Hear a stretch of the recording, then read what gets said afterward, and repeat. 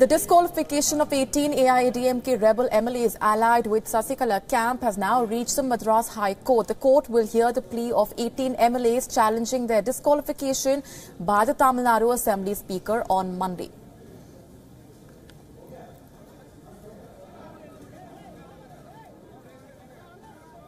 We already have filed the petition before the Honorable High Court.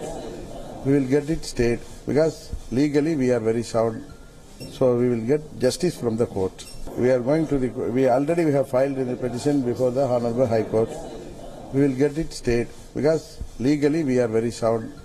So we will get justice from the court.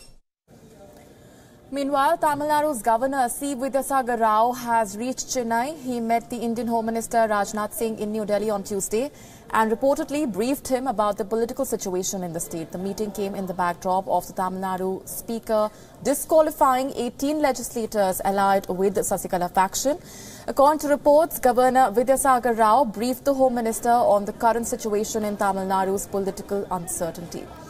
The disqualification of 18 legislators has dealt a major blow to SasiKala's nephew TTV Dinakaran, who had threatened to bring down the government of Chief Minister Edipari Palaniswamy in the state.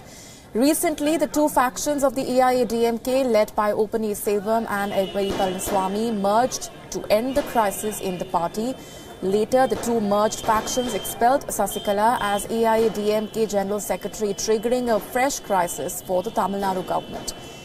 The disqualified legislators had earlier demanded a floor test by Edipari Palaniswamy to prove his majority at the floor of the House.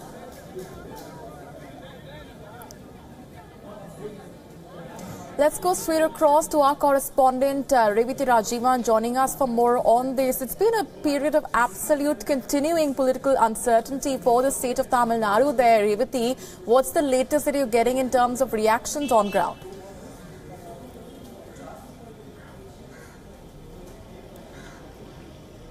Well, with the latest being the disqualification of 18 MLAs, it seems like it has become very easy for the EPS-OPS camp to prove their majority in the House. Because remember, the Tamil Nadu Assembly has 234 seats, minus the 3 seats, Jayalalitha, Karunanidhi and Speaker. There will be 231 seats. And now, in those 231 seats, if you disqualify 18 MLAs, the remaining seats are 213. Half of that would be 106. So, the EPS side already has 114 MLAs, that is way beyond the magic number, the simple majority that they need, that is 106. So, number-wise, when you look at it, the Speaker's decision of disqualifying 18 MLAs at this point is advantage EPS-OPS.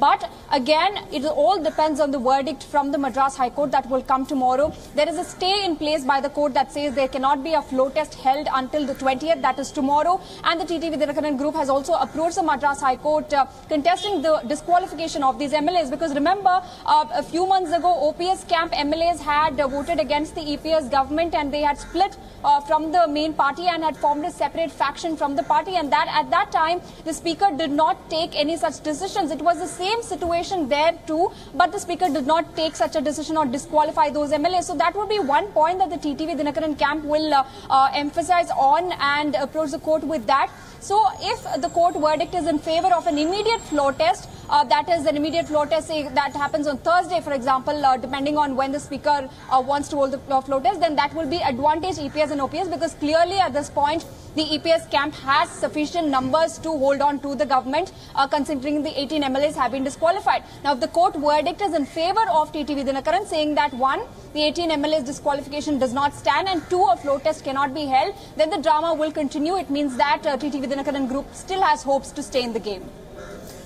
All right, Revati, but this is also extremely interesting given the fact that it's been a period of flip-flops coming in from within the AIADMK fold. We're also talking about a party which within its fold has factions warring with each other. Where does this really leave the AIADMK and the opposition in terms of actually warring and actually trying to claim more importance than the other?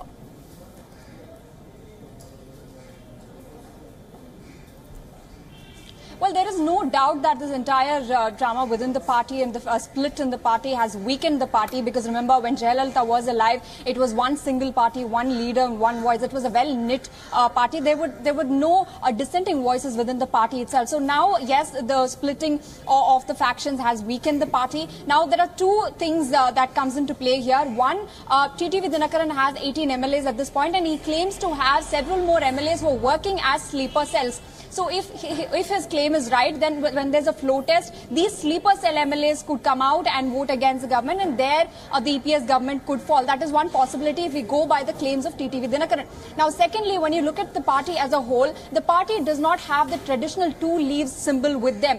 And as far as the masses are concerned, as far as the ground reality, the grassroots level is concerned, there is that sort of an association that people have with the two leaf symbol, with the AIADMK symbol, so to say, that has been there for so long, the symbol that they have been voting for. So now if you go to the people with the new symbol of hat, for example, how well would they identify with that? How well would they trust the party again is a big question. So as far as, which is why retrieving the two-leaf symbol has been the priority of the factions in the AIADMK even after they merged. You know, after expelling VK Shashikala and TTV Dinakaran, the first priority on the list is retrieving the two-leaf symbol. So as a party, yes, the factions and splitting has weakened the party itself, and how they would work around this and get the people back together to believe them and trust them again is completely in their hands now. Okay, and also what about the fact that these MLAs, the fact that they were lodged in that resort earlier on? There were, of course, talks about how they are being lured by the other side. Bring our viewers up to speed with the flip-flops over there as well, because these MLAs were first lodged in that resort, and then, we've seen how there have been dramatic developments taking place right from the very beginning, even in terms of where these MLAs are housed.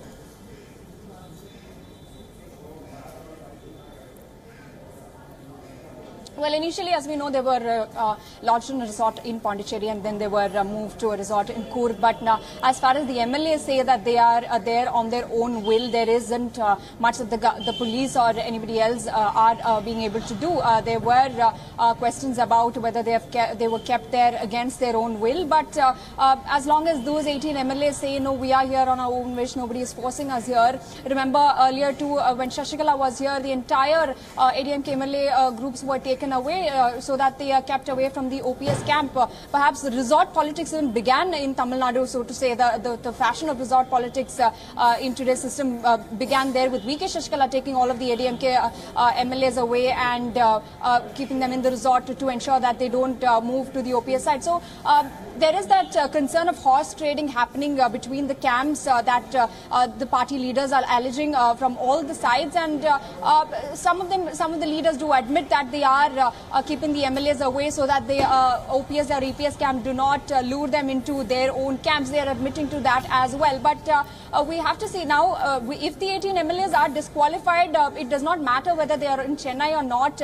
If the disqualification, if the decision by the speaker stands, then it does not matter.